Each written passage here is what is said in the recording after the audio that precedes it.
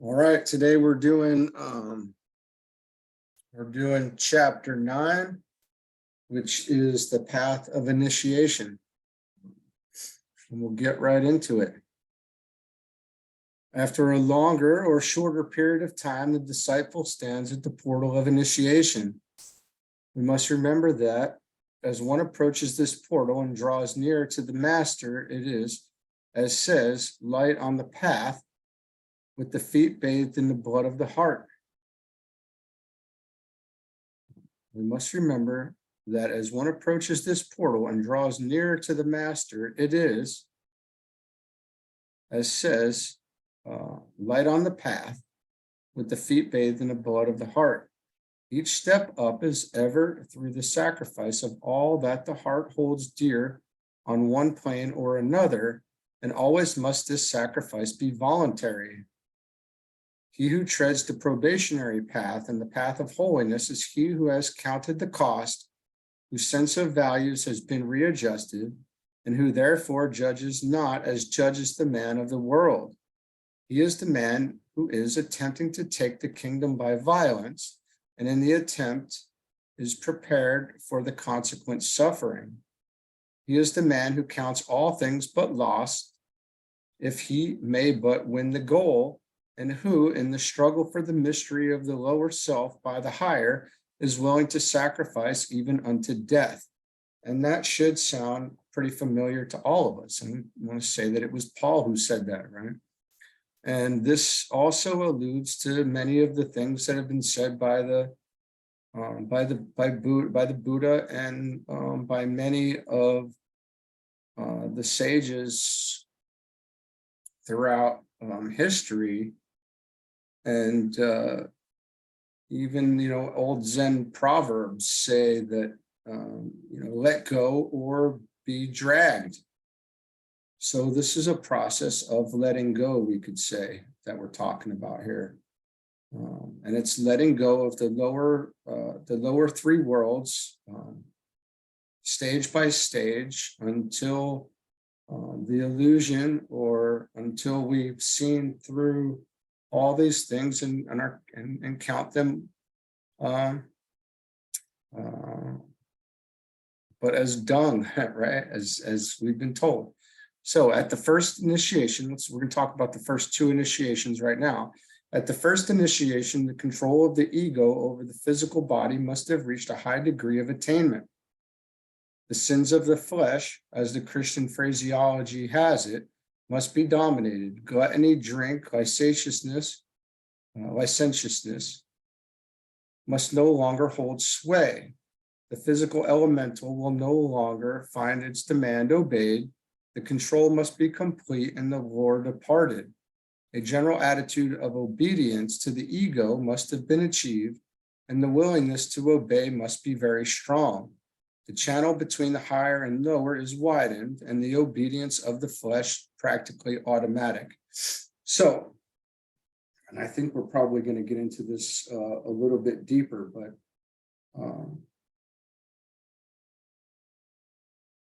this part is interesting because, as we'll see, I think is that we keep getting turned back on ourselves. So whatever we haven't let go of is what we're faced with of letting go. That all initiates measured not up to this standard may be ascribed to several things, but the note they sound should be on the side of righteousness. The recognition of their own shortcomings, which they will evidence, will be sincere and public, and their struggle to conform to the highest standard will be known, even though perfection may not be achieved. Initiates may and do fall and thereby incur the working of the law in punishment. They may and do by this fall injure the group and thereby incur the karma of readjustment, having to expiate the injury through later prolonged service, wherein the group members themselves, even though unconsciously, apply the law. Their progress will be seriously hindered, much time being lost in which they must work out the karma with the injured units. This is incredibly deep, and noted here that it's worked out, even though unconsciously. So there's much food for thought in that. The very fact that a man is an initiate and therefore the medium of force of a greatly increased kind makes his lapses from the straight path to have more powerful effects than is the case with the less advanced man. His retribution and punishment will be equally greater. And this is likely evidenced in many of our lives as if we've swayed it all. Inevitably, he must pay the price before he is allowed to proceed further upon the way. As for the group he injures, what should their attitude be? A recognition of the gravity of the error, a wise acceptance of the facts in the case, a refraining from unbrotherly criticism, and a pouring out of love upon the sinning brother. All this coupled with such action as will make clear to the onlooking general public that such sins and infringements of the law are not condoned. To this must be added an attitude of mind within the group concerned, which will lead them, whilst taking firm action, to help the mistaken brother to see his error, to work out the retributive karma, and then to reinstate him in their regard and respect when due amends have been made. And there's so much in here. We know that energy follows thought. And if we drop the ball and we let our energy or our thoughts run away with us for too long and we don't catch them, and this energy, it gets some inertia and it starts moving, well, watch out, because now it's more powerful. And we're talking about potential relapses or even into deeper, darker places until we, in a faster manner than prior to. And this is talked about in the Bible, where a man sweeps his house clean and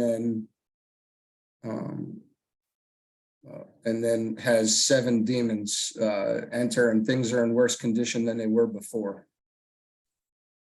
All people do not develop exactly along the same or parallel lines, and therefore no hard or fast rules can be laid down as to the exact procedure at each initiation, or as to just what centers are to be vivified, or what vision is to he accorded.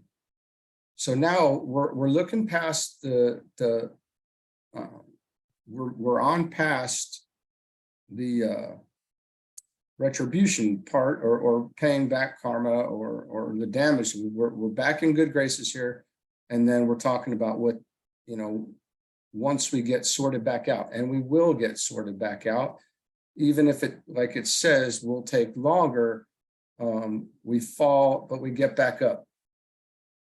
And we do get back in good graces. And this is probably evidenced in many of our lives. Because there's so many ways for us to fall right now. It's really about what we're attracted to, what we're being pulled towards, and where our loyalties are lying and being focused.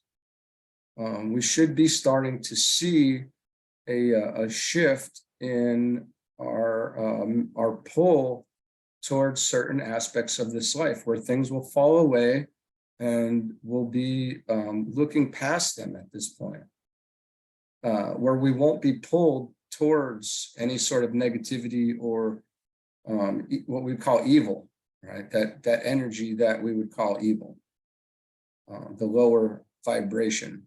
We're being pulled to more things that are higher vibrational. And that's even in our art, that's demonstrated in music, art, what we're reading, what we're putting into this body, in every aspect, essentially, into our consciousness. So much depends upon the ray of the disciple or his development in any particular direction. People do not usually develop evenly upon his individual karma, and also upon the exigencies, I don't know how to say that word right now, exigencies of any special period. Exigencies, we'll figure that out. This much can be suggested, however, at the first initiation, that of the birth of the Christ, the heart center is the one usually vivified, with the aim in view of the more effective controlling of the astral vehicle and the rendering of greater service to humanity.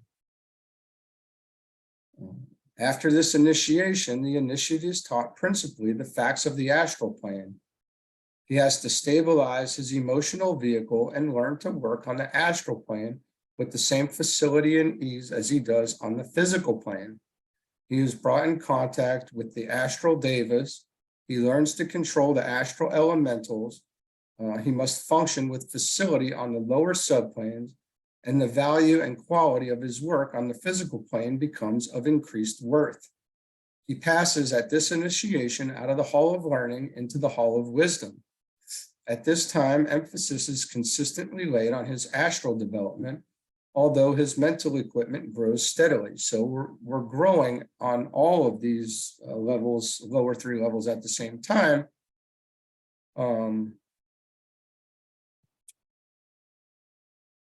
With each other. And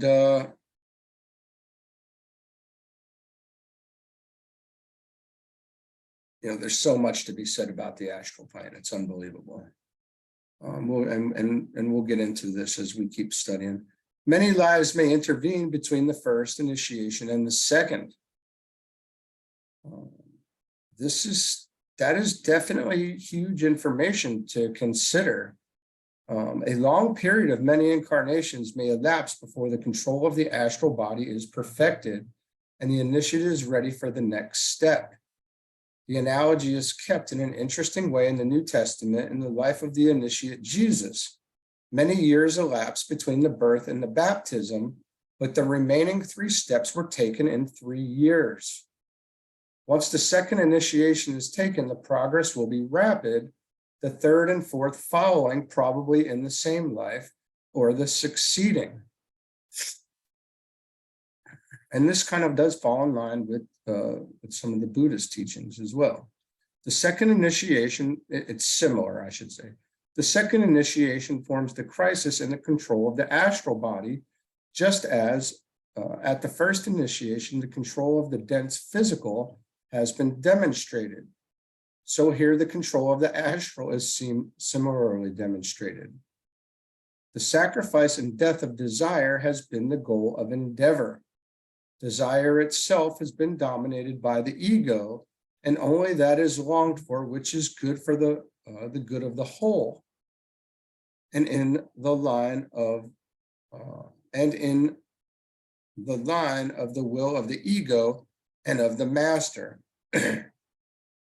The astral elemental is controlled, the emotional body becomes pure and limpid, and the lower nature is rapidly dying. At this time, the ego grips afresh the 2 lower vehicles and bends them to his will. The aspiration and longing to serve, love, and progress becomes so strong that rapid development is usually to be seen. This accounts for the fact that this initiation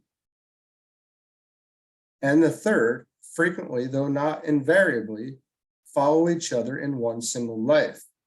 At this period of the world's history, such stimulus has been given to evolution that aspiring souls, sensing the dire and crying need of humanity, are sacrificing all in order to meet that need.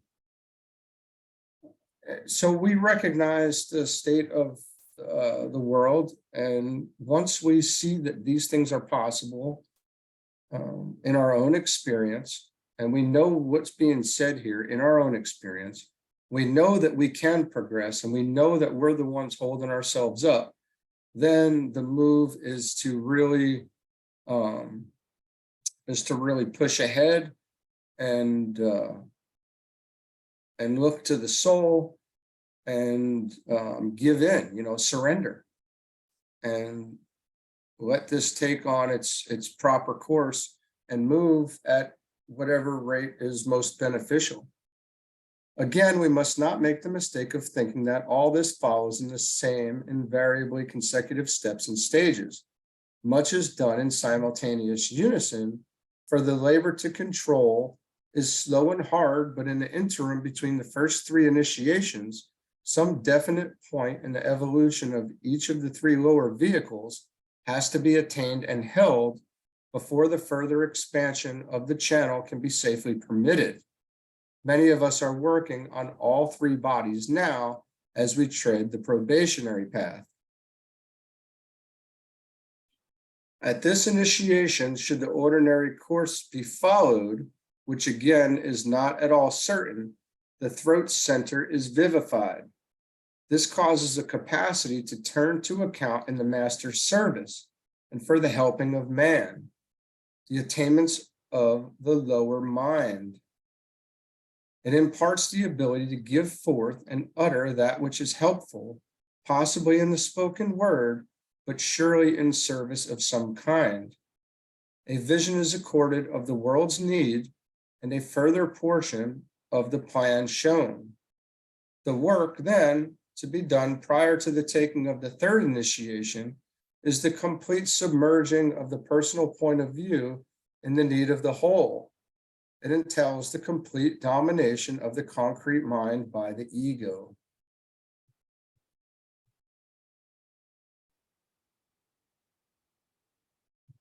There's so many things to talk about. This particular section that we're in right now is so critical because many of us would find ourselves probably somewhere in here in the last few chapters that we've read. And once we recognize this, what do we do? What are we going to do? We can't ignore it. It's not possible. It would be very painful to be ignored, and it's not our destiny. It would not be our beneficial to anybody to ignore it. Yes, there are many challenges in this.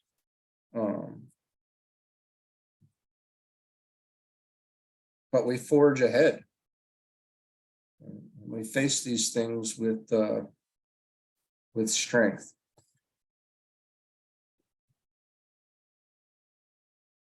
Things do, and they're, these things develop very quickly once we start to know what we're talking about here to be really true. Very, very wild, very beautiful. The succeeding two initiations.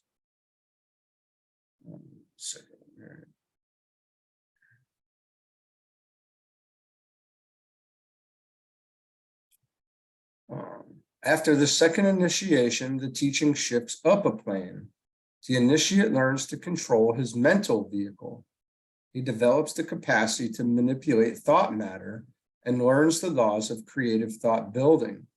He functions freely on the four lower subplanes of the mental plane, and before the third initiation, he must consciously or unconsciously be complete master of the four lower subplanes in the three planes of the three worlds. This knowledge of the microcosm becomes profound, and he has mastered theoretically and practically, in great measure, the laws of his own nature, hence his ability experimentally to be master on the four lower subplanes of the physical, astral, and mental planes. The last fact is of interest. The control of the higher subplanes is not yet complete, and here is one of the explanations as to the failures and mistakes of initiates. Their mastery of matter in the three higher subplanes is not yet perfect. These yet remain to be dominated.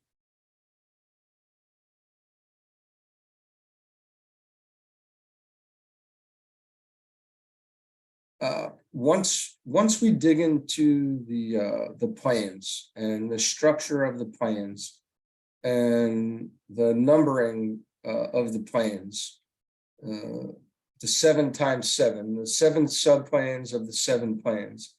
And then we see how these things are broken out. It does take time for it to come into our mind to keep these things in the forefront so we can see what we're actually talking about here. But you can see I have the chart on my wall. I had it blown up and made 18 by 36 or something, because I often sit and just look at the chart, and it's amazing that so incredibly much can be shown to us with a few lines and circles and triangles, and it be so reflective of our experience. It's just so much contemplation that can be done. And when we see where we're at on the chart being very low, and I'll put it in the, I'll include it in the notes for this again, and probably just for the remainder of the book, as a matter of fact, but we're very low on this chart, and this is said to be a never-ending story. And we're not leaving the earth. We are to become a fully conscious unit in the earth to aid in this process. This is not necessarily always talking about form, and the things that we're talking about here are not necessarily in our waking consciousness. The soul is said, the soul is the initiate. The lower self is not the initiate. So there are some deep differentiations here as to what we know currently in our mind, in our as we're sitting here, and as to what is known by the soul who's preparing and the one doing the work to dominate the lower self. At the third initiation, termed sometimes the transfiguration, the entire personality is flooded with light from above. It is only after this initiation that the monad, our Father in heaven, is definitely guiding the ego, also the soul, pouring his divine life evermore into the prepared and cleansed channel, just as in the third, or the moon chain, the ego individualized the personality through direct contact, a method different to the individualization as shown in this fourth chain. Now, what I just said there, I'm not going to go back over that. I don't know, I don't understand much about the moon chain. Master DK talks about the moon and talks about it in other books, and we will get to it again. I'll read it one more time, and I'm going to leave it at that. It is only after this initiation, the third, that the monad is definitely guiding the ego, pouring his divine life evermore into the prepared and cleansed channel. Just as in the third, or moon chain, the ego individualized the personality through direct contact, a method different to the individualization as shown in this fourth chain. So we're in the fourth chain. The moon chain was the third. This is stuff that can be studied certainly in The Secret Doctrine by H.P.B. or H.P. Blavatsky. And those books go much deeper into the understanding of the chains and rounds and cycles and all that. The law of correspondences, if applied here, might prove very revealing.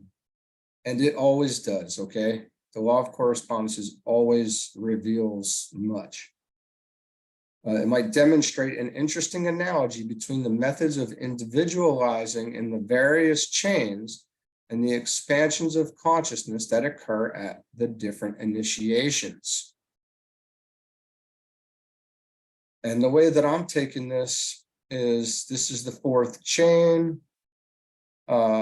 we should be, by the end of this period, having moved past the 4th initiation. And at the moon chain, they should have moved to past, I'm guessing, the 3rd initiation. And it's been told to us that, many times, not all, but the 3rd and 4th can happen in the same life, right? It's been mentioned, and the 2nd and 3rd can happen in the same life. So, and these time periods and these chains being very long, also, I believe, can be looked at in the secret doctrine. Again, a vision is accorded of what lies ahead. The initiate is in a position at all times to recognize the other members of the Great White Lodge, and his psychic faculties are stimulated by the vivification of the head centers.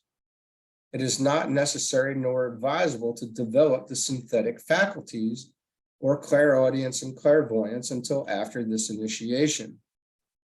The aim of all development is the awakening of the spiritual intuition. When this has been done, when the physical body is pure and the astral stable and steady, and the mental body controlled, then the initiate can safely wield and wisely use the psychic faculties for the helping of the race. Not only can he use these faculties, but he's now able to create and vivify thought forms that are clear and well-defined, pulsating with the spirit of service and not controlled by the lower mind or desire. These thought forms will not be, as in the case of with those created by the mass of men, disjointed, unconnected, and uncorrelated, but will attain a fair measure of synthesis. Hard and ceaseless must the work be before this can be done, but when the desired nature has been stabilized and purified, then the control of the mind-body comes more easily. Hence, the path of the devotee is easier in some ways than that of the intellectual man, for he has learnt the measures of purified desire and progresses by the requisite stages.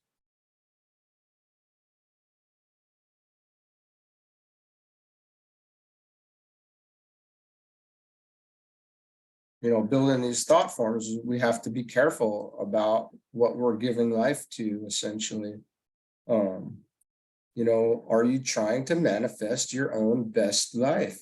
Or are you trying to, are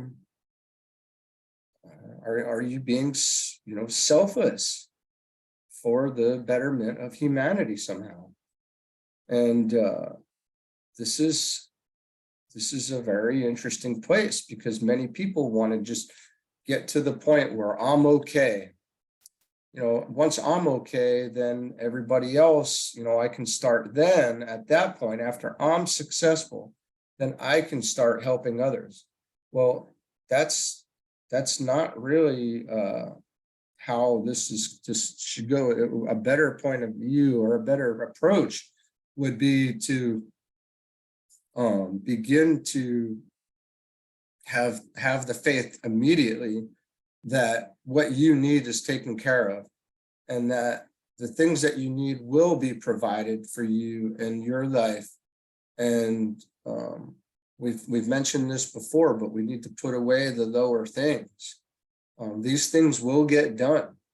Life does go on while we're in service. There needs to be that level of trust and knowing, and that's not an easy thing. That these things are, we need to hear these things, we need to study these things, we need to know that it's possible. These are the higher things that we need to put into our consciousness. The personality has now reached a point where its vibrations are of a very high order. The matter in all three bodies relatively pure in its apprehension of the work to be done in the microcosm, and the share to be taken in the work of the macrocosm is very advanced. It is apparent, therefore, why it is only at the 3rd initiation that the great Hierophant, the Lord of the world himself, officiates. It is the first at which he contacts the initiate. earlier it would not be possible. For the first two initiations for the Hierophant, the Hierophant is the Christ, the world teacher, the firstborn among many brethren, one of the earliest of our humanity to take initiation. And that's amazing too. You can see so much in that. It gives so much more depth to the gospel story. It gives so much more meaning to all of the teachings that have been presented to us before. Right? The firstborn among many brethren, one of the earliest of our humanity to take initiation ever. Right? The first natural born human being to get to these stages of evolution and of consciousness. This is an incredible thing. But it's also incredible to know that there are many who have done this already and have laid the path out for us and are walking the path in front of us and guiding us currently. And in that, we can also see why it took so very long to get to this point. Because who was there to help before? Browning brings out this thought most beautifully in the words found in this poem called Saul. Now, I'm not very good at reading poems, but I'm going to do it anyway.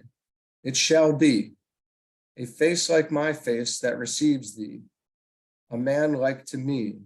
Thou shalt love and be loved by forever. A hand like this hand shall throw open the gates of new life to thee. See the Christ stand. But when the initiate has made still further progress and has taken two initiations, a change comes. The Lord of the world, the Ancient of Days, the ineffable ruler himself administers the third initiation. Why has this become possible?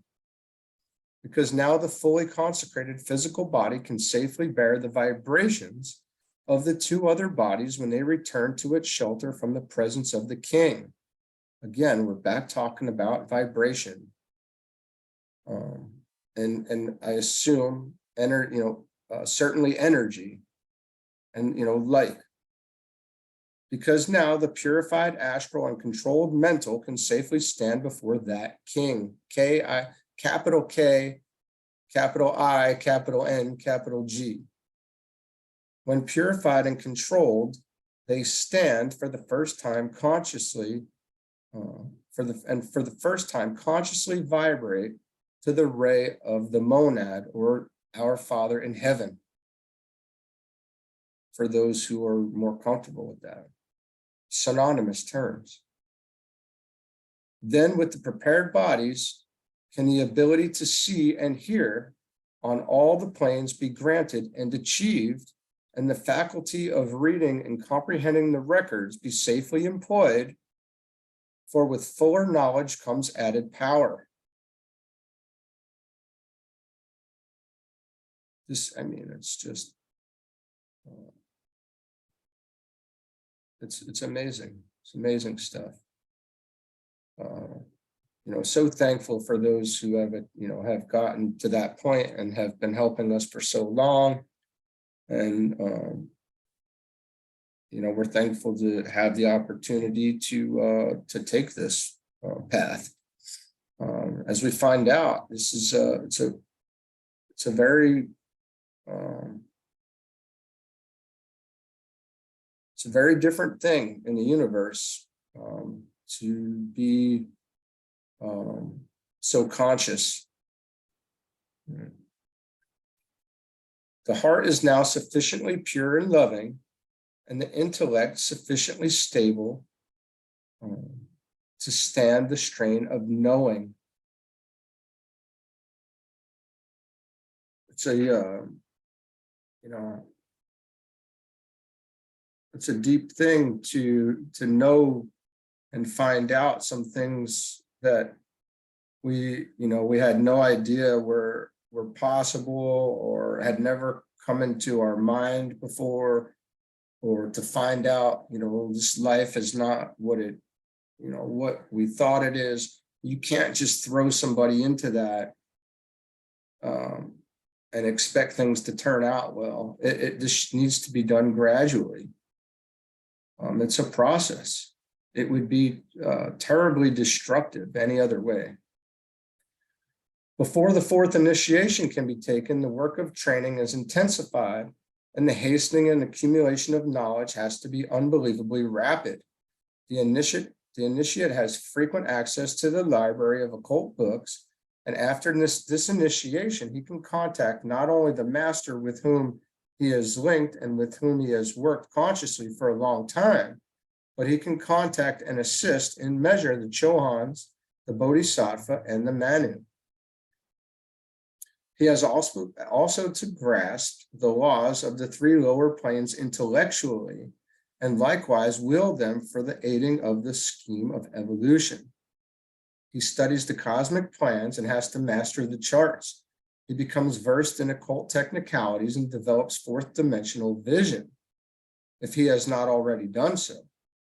He learns to direct the activities of the building devas, and at the same time, he works continually at the development of his spiritual nature.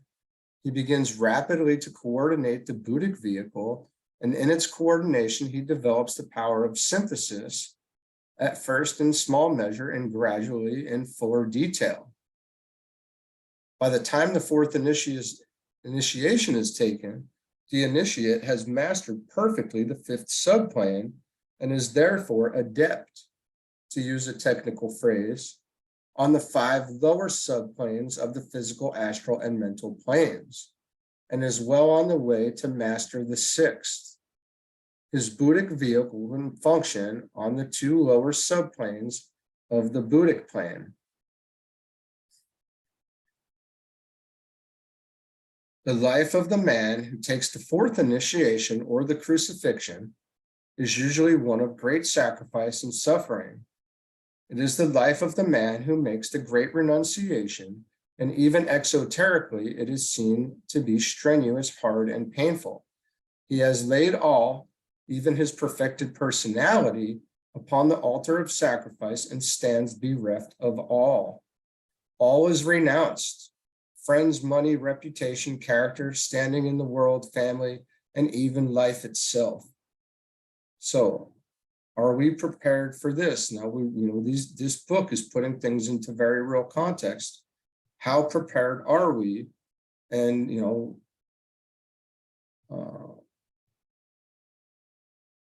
many times early on in this, I want to say we think that we're further on, but things become very clear at some point of the work that needs to be done directly in front of us.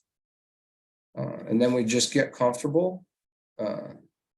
Even aspiration goes away. Even the worry of where we might be at on this goes away. The focus goes away from the self and becomes gradually more and more about the whole. All right, the final initiations. After the fourth initiation, not much remains to be done. The domination of the 6th subplane goes forward with rapidity, and the matter of the higher subplanes of the Buddhic is coordinated. Okay, the initiate is admitted into closer fellowship with the lodge.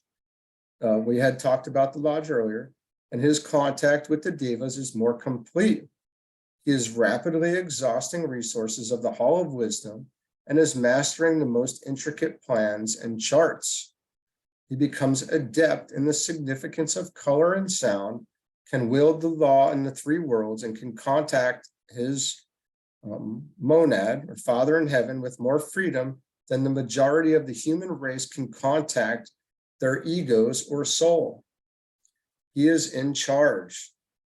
Also of large work, teaching many pupils, aiding in many schemes, and is gathering under him those who are to assist him in future times. This refers only to those who stay to help humanity on this globe.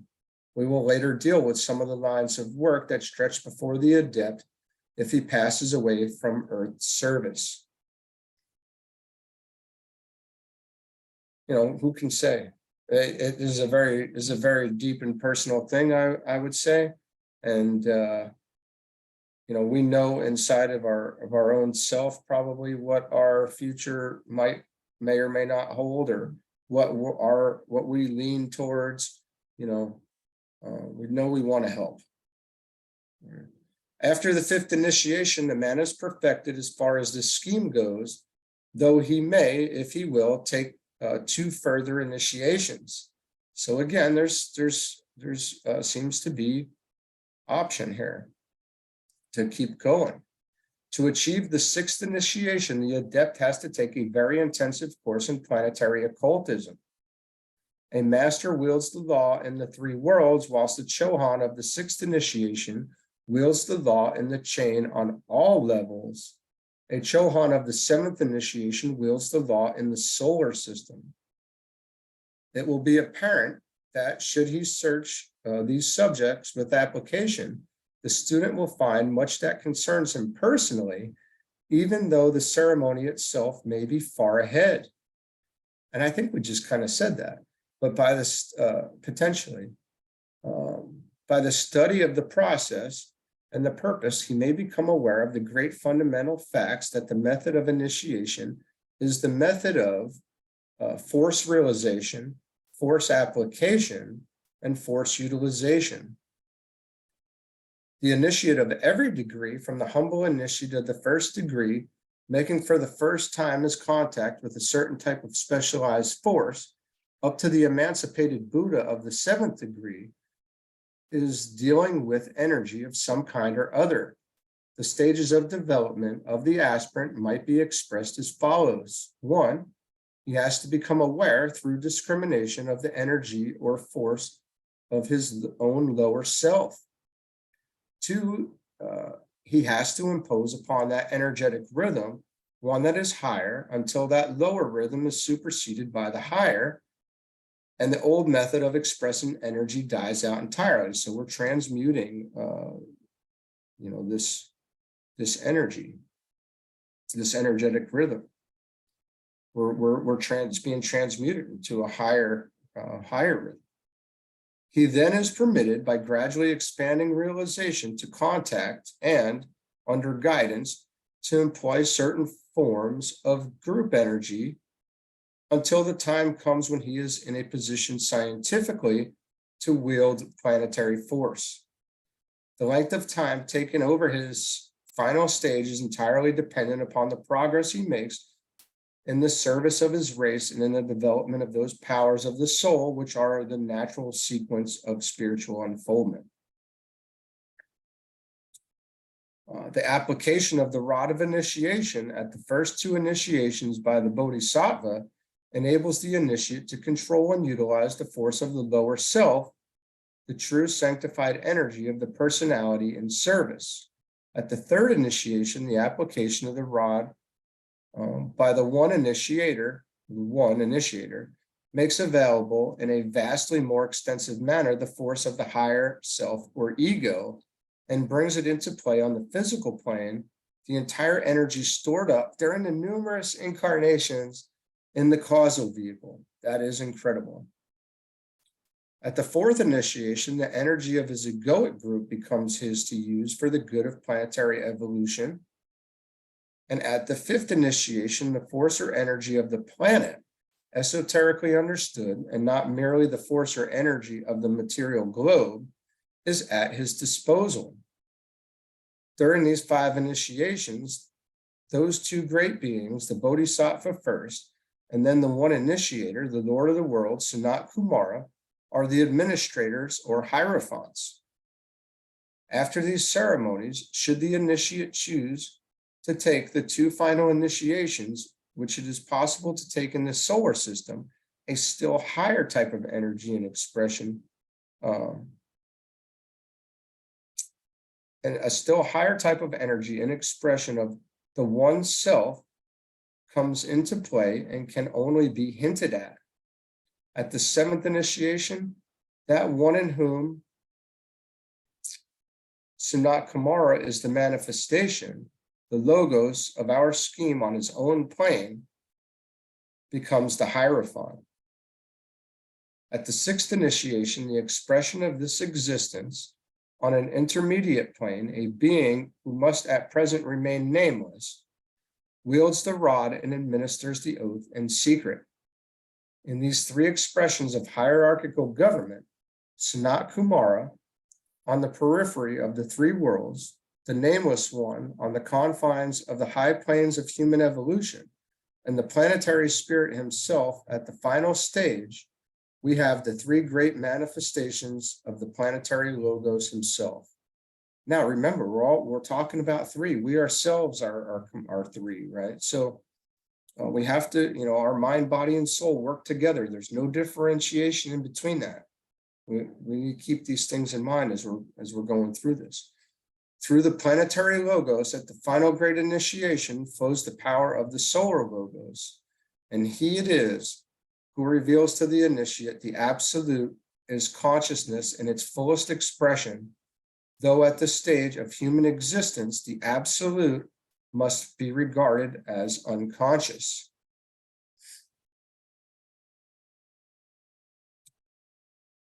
So we're learning here to think in terms of some esoteric numberings, the numbering system as well, okay? And we can also start to look at things in math and reduce the numbers down to single digits and see where they fall.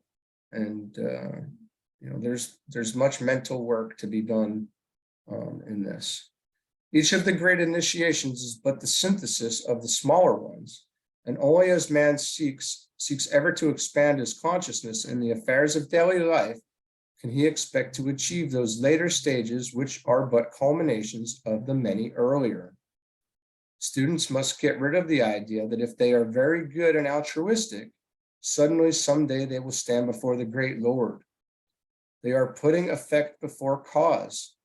Goodness and altruism grow out of realization and service, and holiness of character is the outcome of those expansions of consciousness which a man brings about within himself through strenuous effort and endeavor. Therefore, it is here and now that man can prepare himself for initiation, and this he does not by dwelling upon the ceremonial aspect, as so many do in excited anticipation, but by working systematically and enduringly at the steady development of the mental body, by the strenuous and arduous process of controlling the astral body so that it becomes responsive to three vibrations. A, from that of the ego, B, from that of the master, and C, from those his brothers everywhere, those from his brothers everywhere around him. He becomes sensitive to the voice of his higher self, thus working off karma under the intelligent guidance of his own ego / what we call soul. He becomes conscious via the ego of the vibration emanating from his master. He learns to feel it ever more and more and to respond to it ever more fully. Finally, he becomes increasingly sensitive to the joys and pains and sorrows of those he daily contacts. He feels them to be his joys and pains and sorrows, and yet he is not incapacitated thereby. We're becoming, it's a process, it's been explained to me as a process of becoming more inclusive. We're including more and more. We're able to intelligently use more and more. We can understand more and more. We understand the human condition, and then we can work intelligently. I'm going to leave it there. That's the end of chapter 9, and tomorrow we will get on to 10 and the universality of initiation. So it might be something different than we had anticipated, but this is great news. All right, have a good one. Thanks.